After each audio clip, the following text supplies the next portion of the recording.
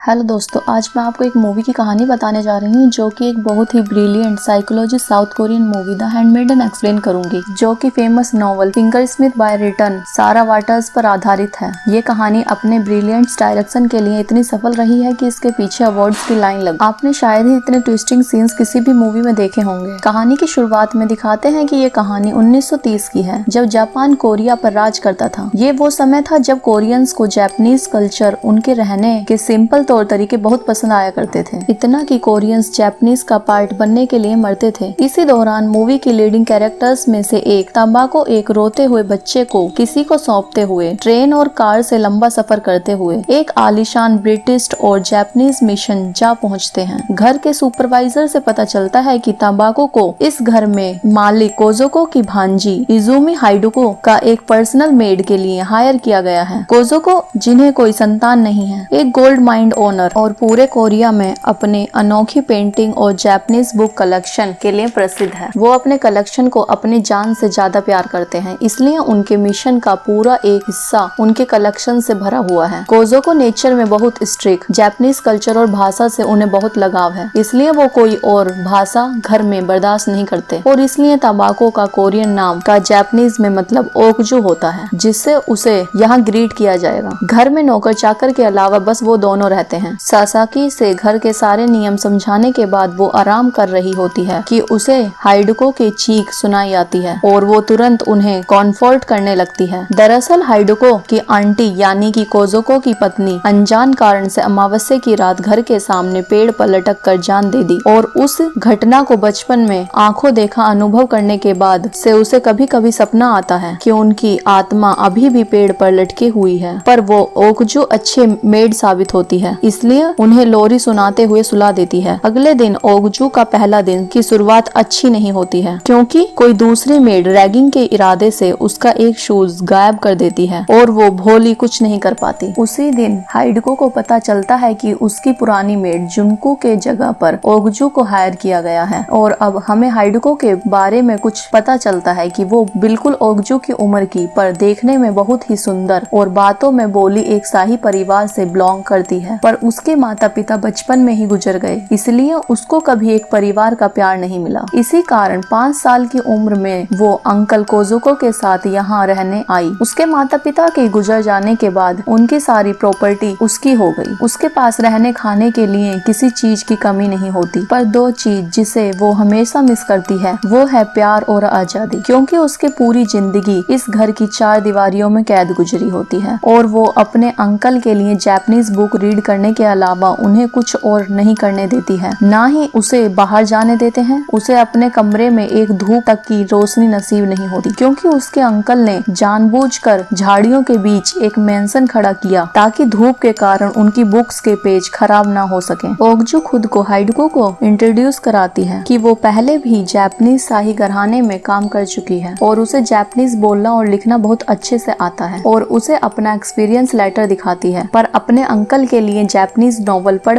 कर वो बहुत उब चुकी होती है, इसलिए उसे वो पढ़ने को कहती है, पर ओकजू पढ़ नहीं पाती है और उसका ये झूठ पकड़ा जाता है। पर हाइडुको उसके एक छोटे झूठ को माफ कर देती है, क्योंकि एक तरह से वो उसे उसकी याद दिलाती है। ओकजू के पैर से एक शूज मिसिंग देखकर वो अपने कलेक्शन में से एक शूज ऑफर करती है, पर बातों के दौरान ओकजू अनजाने में काउंट फुजिवारा के बारे में बोल जाती है कि कैसे वो हाइडुको के एसिड्स, फिर हिचकिचाकर कहती है कि फेस के बारे में सोने से पहले वो हमेशा सोचते हैं। हाइडुको को सरप्राइज होता है कि उसे फुजिवारा उनकी पेंटिंग टीचर के बारे में कैसे पता। तब ओकजू जैसे घबराहट में अपना रिस्पॉन्स बदल देती है कि उसे अपनी नानी से पता चला जो उनके घर काम करते हैं। हाइडुको का उस समय ध्यान नहीं जाता, क्योंकि अंकल के लिए बुक रीडिंग के लिए लेट हो रही होती है, पर हमें एज ऑडियंस ओकजू पर शक होने लगता है, खासकर के जब वो हाइडुको के अब्सेंस में उसके सारे कपड़े, हैट्स और ज्वेलरी ट्राई करने लगती है। हाइडुको को पिकअप करने के लिए समय हो चुका होता है, इसलिए ओकजू कोजोको की बुक मेंशन जाती है, जहां उसकी कदम रखते ही कोजोको उसको अंदर आने से उसे साफ मना कर देता है, क्योंकि वो अपने कलेक्शंस के लिए बहुत ही पॉजिटिव होता है। अब उसी दिन अचानक से उसका चुराया हुआ शूज मेड रिटर्न कर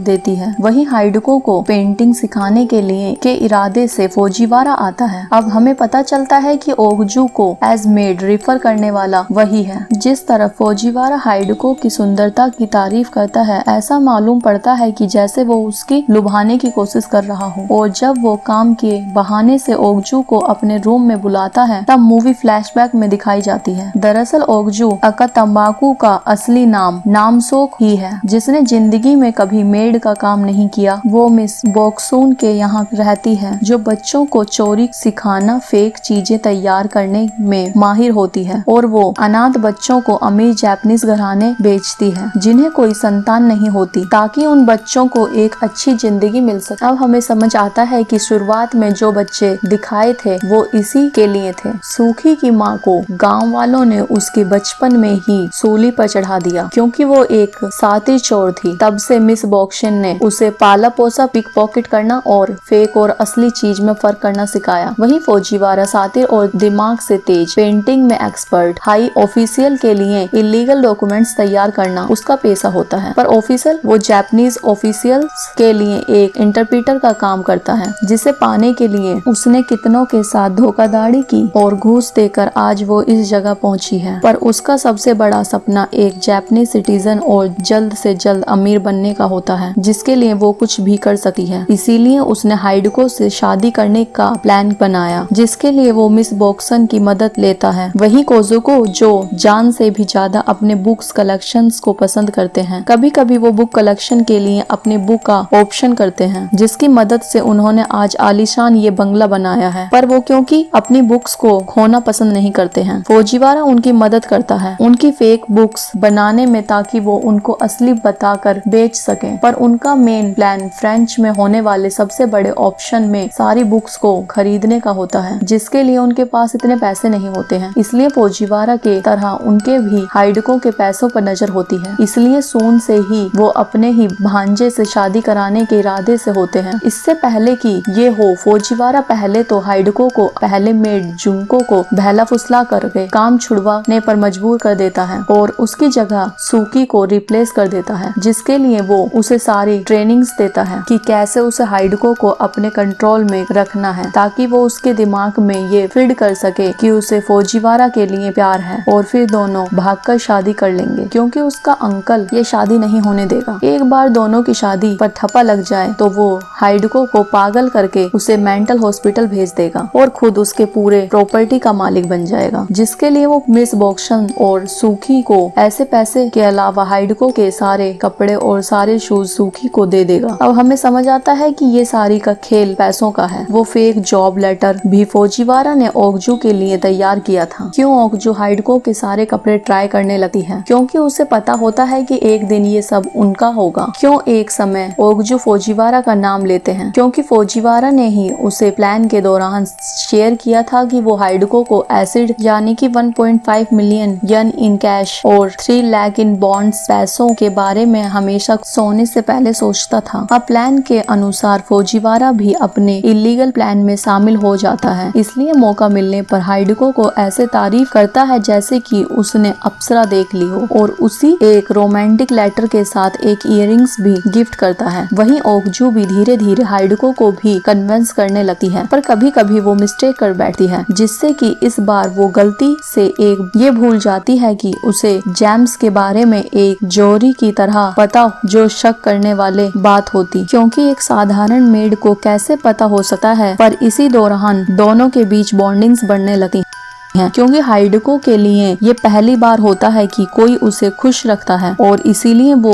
उसे अपने कपड़े भी शेयर करती है। वहीं ओगजू को भी हाइडको के लिए बुरा फील होता है, जिस तरह से उसे अपनी जिंदगी गुजारनी पड़ी। पर ओगजू मिशन पर होती है, इसलिए हाइडको के नाम पर फौजीवारा के प्यार की बीज बोने लगती है। पर ओगजू के बार बार कहने से हाइडको उस पर बरस पड़ती है कि वो उसकी पर्सनल जिंदगी में दखल दे रही है। पर फिर भी हाइडको के बार तब से मालूम पड़ता है कि ओगजू का प्लान सफल हो रहा है, क्योंकि फौजीवारा भी फ्लर्टनेस से उसका दिल जीतने लगता है। पर जैसे जैसे ओगजू हाइडको के बारे में और सीखती है, उसके प्रति उसके दिल में प्यार बढ़ने लगा है, और उसे ऐसा महसूस होने लगता है कि उसे भी उसके लिए प्यार है, क्योंकि दोनों की जिंदगी की तरह से संघर्ष से भरी रही और दोनों को ही अपने माता पिता का प्यार नहीं मिला। इसलिए अब ओगजू को फौजीवारा और हाइडको के क्लोजनेस से जलन होने लगी है। पर एक समय दोनों को किस करते करते देख वो पूरी तरह से टूट जाती है और गुस्से में याद करने लगती है कि वो आखिर यहाँ क्यों आई, ताकि वो अपने और अपने परिवार के लिए अच्छा भविष्य बना सके। पर उसी रात कुछ अजीब होता है, क्योंकि दोनों एक इंटरमेंट मोमेंट बनाता है और ओकजू को फिर से लगने लगा है कि शायद हाइडुको सच में उसे पसंद करती है, पर तय नहीं कर पा रही। पर अगली सुबह हाइडुको और फुजीवारा के फ्लर्टनेस से उसका दिल फिर से टूट जाता है। उसी रात हाइडुको ओकजू से सलाह मांगती है कि क्या सच में उसे फुजीवारा से शादी करनी चाहिए। हो सकता है कि वो किसी और से प्यार करता हो। अब ओकजू को भी साफ दिखाई देने लगता है कि शायद हाइडुको उसके बारे में ही बात कर रही है, पर इस बार उसने अपना मन ठान लिया होता है, इसलिए वो उसे बार बार सुझाव देती रहती है कि फुजीवारा भी उसके लिए परफेक्ट रहेगा। पर उसके रिस्पॉन्स से हाइडुको को गुस्सा आ जाता है और वो उसे थप्पड़ मारकर उसे घर से निकाल देती है और अगले दिन गुस्से में फुजीवारा से शादी करने के लिए तैयार हो जाती है, पर एक कंडीशन पर कि ओकजू को भी उसके साथ चलना पड़ेगा। अगले दिन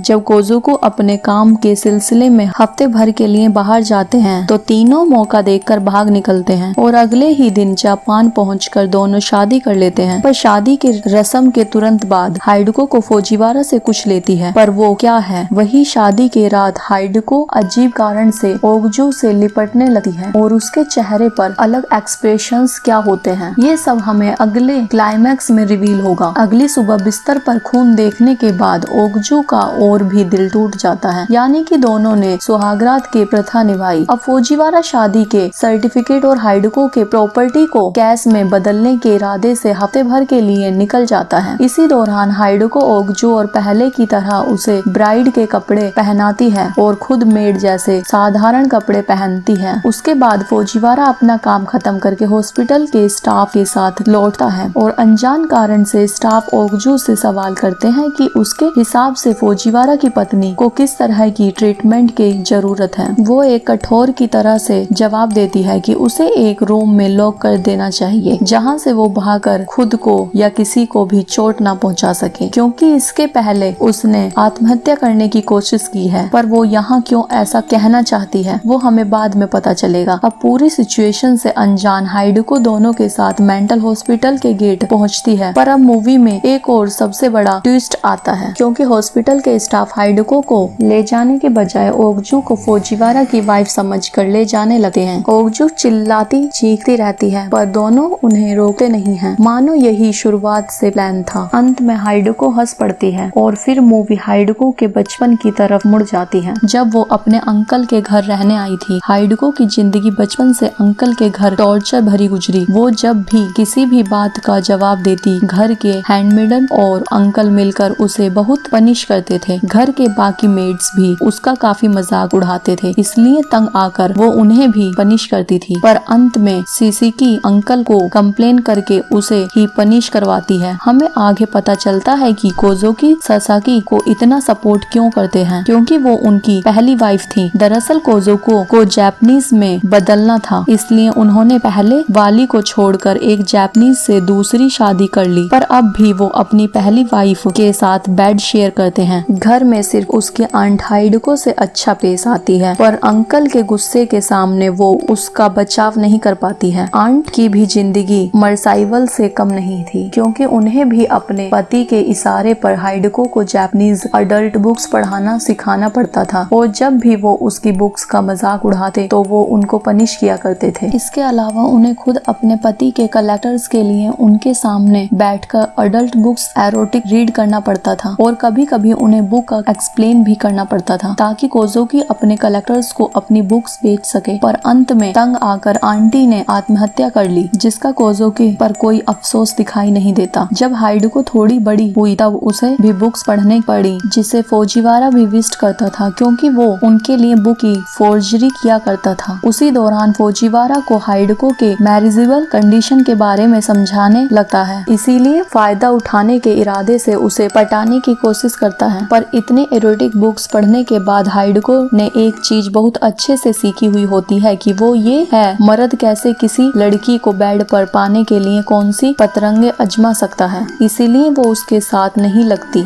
अब फुजीवारा हार मानकर और फाइनली अपना सबसे बड़ा सीक्रेट उसे रिवील करता है कि वो जापानीज नहीं बल्कि एक कोरियन है, जिसका जापानीज और रिच बनने का बहुत बड़ा सपना है। अच्छी पेंटिंग्स करना, फोर्जरी में एक्सपर्ट्स मिस हासिल करना। उसने पिछले 3 साल की मेहनत से सीखा है जो उसने उस तक पहुंचाने के लिए की, ताकि वो उसके लिए उसके साथ शादी करके उसकी प्रॉपर्टी का मालिक बन सके, क्योंकि उसे पता होता है कि हाइडको की हालत बहुत खराब है। वो उसके सामने एक सौदा रखता है कि वो उसे यहाँ से भगाने में मदद करेगा अगर वो उसके साथ भागकर शादी कर ले, अगर अपनी प्रॉपर्टी में से आधा हिस्सा उसे सौंपे। हाइडको बहुत सोचती है, पर उसके पास इससे बेटर ऑप्शन नहीं होता है, क्योंकि वो खुद तंग आ चुकी होती है अपने अंकल के टॉर्चर से, इसीलिए वो उसका ऑफर एक्सेप्ट कर लेती है। पर हाइडको को डर रहता है कि अगर वो पकड़ी गई तो उसे भी उसके अंकल अंडरग्राउंड सीक्रेट में ले जाकर टॉर्चर करेंगे। और अब यहाँ आंटी का मर्डर का हिस्ट्री रिवील होता है। दरअसल आंटी ने आत्महत्या नहीं बल्कि वो भागने की कोशिश कर रही थी, और उसे सबक सिखाने के इरादे से अंकल ने उसे बेसमेंट में ले जाकर टॉर्चर करके उसकी जान ले ली। यही कारण है कि दम घुटने पर भी आंटी की जुबान खुलती नहीं, क्योंकि उनकी मौत पहले ही हो चुकी थी। पर फौजीवारा उसे प्रॉमिस करता है कि ऐसा नहीं होगा, और अगर ऐसा हुआ तो वो खतरा महसूस होने पर उसके ओपियम का प्रयोग कर सकती है, जिसके कुछ बूंद से इंसान बेहोश हो जाता है और उसकी पूरी बोतल से इंसान मर भी सकता है। पर ये उसे तभी मिलेगा जब उनकी शादी कंप्लीट होगी। अब हमें समझ आता है कि शादी के ठीक बाद फौजीवारा ने हाइडको को क्या दिया था, क्योंकि हाइडको को पता होता है कि उसके भागने पर अंकल कैसे पहुंच के मदद से खोज निकालेंगे, इसलिए हाइडको पूरा प्लान बनाती है। वो फौजीवारा को एक न्यू मेड लाने को कहती है, जिसकी गुम हो जाने पर उसकी कोई तलाश न कर सके, ताकि अंत में वो मेंटल हॉस्पिटल में कैद करके उसे आइडेंटिटी को अपना बनाकर वो खुद एक मेड की आइडेंटिटी के साथ आजादी के साथ जी सके, ताकि अंकल उसे ढूंढ ना पाए। अब जब हम मूवी के पिछले सीन्स को रोल बैक करते हैं तो हमें सब समझ में आने लगता है कि क्यों हाइडको ने ओगजू के पहले झूठ को इतनी आसानी से माफ कर दिया, क्यों प्लान मेकर होने के बावजूद वो आसानी से ओगजू की कहानी पर शादी के लिए तैयार नहीं होती, ताकि ओगजू को शक ना हो। वही प्लान को फेल होता देख वो अंत में तैयार हो जाएगी उसके साथ भागने के लिए। तब भी फौजीवारा हाइडको के साथ फ्लर्ट करता था। दरअसल दोनों आगे के मूव्स तय करती थी कि कैसे उन्हें ओगजू को पागल बनाने रखना है। गार्डन में भी वो किस और बेड पर खून भी फेक होता है, सिर्फ उन्हें कंफर्म करने के लिए कि फौजीवारा का प्लान सफल हो रहा है। उस रेफरेंस लेटर को गिफ्ट नोट पर भी फौजीवारा ने जापानीज में उसके प्लान के बारे में लिखा था कि वो उसके बार बार अपने कपड़े देखती रहे, ताकि उसे पैसों की लालच बना रहे। एक और कारण से वो उसे अपने कपड़े पहनने देती थी, ताकि वो तब सवाल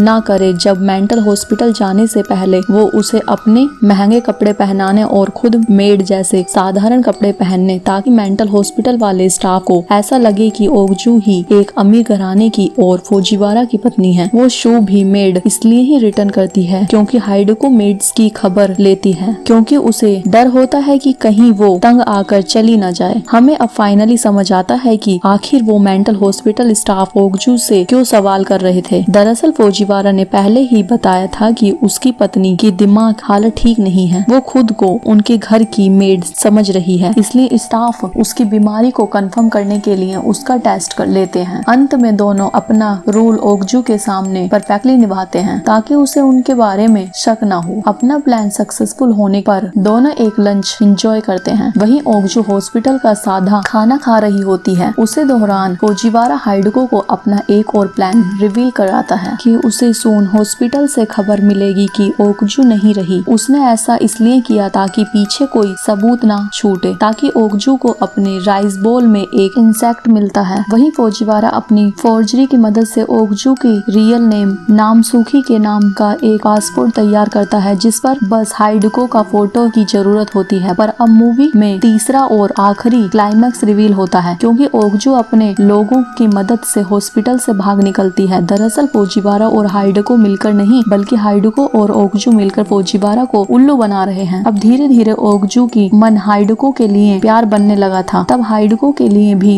सेम फीलिंग्स डेवलप हो रही थी। दरअसल हाइडको ओगजू अपनी जाल में नहीं फंसना चाहती थी, इसलिए गार्डन में वो किस और पेंटिंग के दौरान फ्लर्टिंग उसकी मजबूरी थी, क्योंकि फौजीवारा उससे मनाने में सफल रहा कि ओगजू उसे पैसों के पीछे है। हाइडको कंफ्यूज थी कि क्या ओगजू को उससे सच में प्यार है, इसलिए एक समय में वो उसे इशारे में पूछती है कि उसे किसी और से प्यार हो तो क्या फिर भी उसे सच में फौजीवारा से शादी करनी चाहिए, जिसका जवाब सुनने पर वो टूट सी जाती है। वहीं वो ओगजू को अपने प्लान में फंसाना भी नहीं चाहती है, इसलिए खुद लाइफ से तंग आकर उसे खुद खुशी करनी पड़ती है। पर एंड मौके पर ओगजू उसे बचा लेती है और उन्हें समझ आता है कि रियलिटी में भी दोनों एक दूसरे को बहुत पसंद करते हैं और फिर दोनों एक दूसरे से अपना प्लान शेयर करते हैं। अब सब समझने के बाद दोनों फौजीवारा के अगेंस्ट प्लान बनाते हैं, जिसके बारे में सबसे पहले ओगजू अपने लोगों को अपडेट करती है ताकि आगे वो लोग हॉस्पिटल से उसे रिहा कर सकें। वहीं हाइडको के अंकल की करतूतों का पता चलने पर ओगजू गुस्से में उनकी सारी बुक्स को नष्ट कर देती है। शादी के तुरंत बाद हाइडको और ओगजू इसलिए किस करने पड़ती है कि वो